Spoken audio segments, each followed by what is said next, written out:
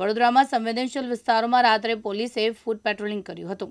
Border security force, central reserve police force, rapid action ફોર્સને સાથે રાખીને ફૂટ પેટ્રોલિંગ કરાયું।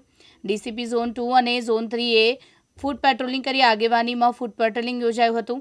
ઉપરાંત સંવેદનશીલ વિસ્તારમાં પોલીસનો લોખંડી બંદોબસ્ત ગોઠવાયો હતો।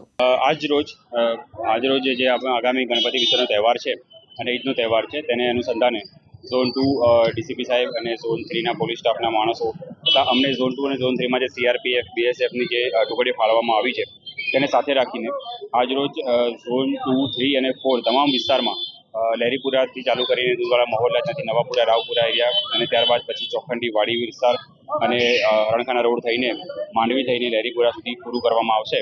અને આ જે ફૂટ પેટ્રોલિંગ છે એ સંવેદનશીલ વિસ્તારોમાં ખાસ કરીને કરવામાં આવ્યું હતું, જેના કારણે લોકોમાં શાંતિ અને સલામતી બની રહે અને કોઈ દોડાદોડી પરિસ્થિતિ ઊભી ન થાય તે માટે આજરોજ ફૂટ પેટ્રોલિંગનું આયોજન કરવામાં આવ્યું હતું। મહેન્દ્ર સોલંકી, દિવ્યાંગ ન્યૂઝ, વડોદરા।